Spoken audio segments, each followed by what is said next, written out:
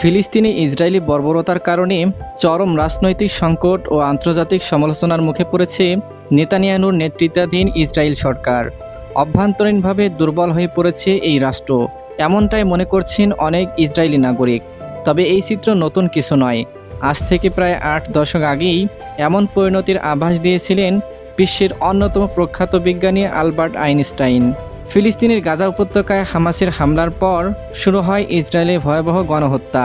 প্রতিদিন বোমাবর্ষণে ক্ষতবিক্ষত হচ্ছে নারী ও শিশুর দেহ। এসব দৃশ্য গোটা দুনিয়ার বিবেকবান মানুষকে নাড়া দিচ্ছে। এমন বাস্তবতায় ফের সামনে এসেছে আইনস্টাইনের সেই ঐতিহাসিক সতর্কতা। 1948 সালে ইসরায়েল রাষ্ট্রের প্রতিষ্ঠার 1 দশক আগেই আইনস্টাইন বলেছিলেন, প্রস্তাবিত ইহুদি রাষ্ট্রের ধারণা মূলত ইহুদি জাতীয়তাবাদের চেতনা বিরোধী। দ্বিতীয় বিশ্বযুদ্ধের সময় হিটলারের নস্যি নিপীড়নের শিকার হয়ে যুক্তরাষ্ট্রে আশ্রয় নেওয়া এই পদার্থবিদ সহিংস জাতীয়তাবাদ ও ফ্যাসিবাদ বিরোধী মনোভাবের জন্য সুপরিচিত ছিলেন। 1948 সালে ইসরায়েলের ভবিষ্যৎ প্রধানমন্ত্রী মেনাহেম বেগিন যুক্তরাষ্ট্র সফরে গেলে আইনস্টাইন সহ একদল ইহুদি বুদ্ধিজীবী নিউ ইয়র্ক টাইমসে একটি খোলা চিঠি প্রকাশ করেন। সেখানে বেগিনের হেরত পার্টিকে সরাসরি নৎসি ও ফ্যাসিস্ট সংগঠনের সঙ্গে তুলনা করা হয়। ওই পার্টিরই উত্তরসূরি বর্তমান লিকুদ পার্টি, যার নেতৃত্বে রয়েছেন বেনিয়ামিন নেতানিয়াহু।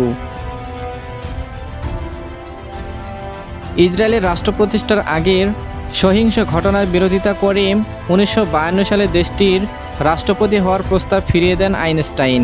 তিনি এক খোলা চিঠিতে উল্লেখ করেন, যখন ইসরায়েলের উপর সত্যিকারের এবং চূড়ান্ত বিপর্যয় নেমে আসবে, তখন তার জন্য প্রথম দায়ী থাকবে ব্রিটিশরা এবং দ্বিতীয়ত দায়ী থাকবে ইসরায়েলের অভ্যন্তরের সন্ত্রাসবাদী সংগঠনগুলো। তিনি আরও বলেন, তিনি এসব বিভ্রান্ত ও অপরাধী গোষ্ঠীর সঙ্গে কোনো সম্পর্ক রাখতে রাজি নন। গাজার বর্তমান পরিস্থিতিতে যেন আইনস্টাইনের সেই ভবিষ্যৎবাণীকেই বাস্তব করে তুলেছে। নেতানিয়াহুর একমাত্র রাজনৈতিক হাতিয়ার হয়ে উঠেছে ইহুদি জনগণের নিরাপত্তাহীনতার অনুভূতি। ফিলিস্তিনে হামলার ভয় দেখিয়ে নিজেকে যোগ্য নেতা হিসেবে উপস্থাপন করতেই মরিয়া তিনি। আইনস্টাইনের মতো অনেক ইহুদি বুদ্ধিজীবী আজ ইসরায়েল রাষ্ট্রের মৌলিক নীতি ও রাজনৈতিক অবস্থানের বিরুদ্ধে মুখ খুলেছেন।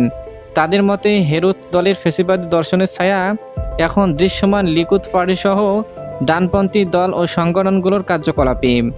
এ কারণে আইনস্টাইন বহু আগেই উপলব্ধি করেছিলেন, চরমপন্থী সশস্ত্র গোষ্ঠীর নেতৃত্বে গঠিত একটি রাষ্ট্র দীর্ঘমেয়াদে টিকে থাকতে পারে না।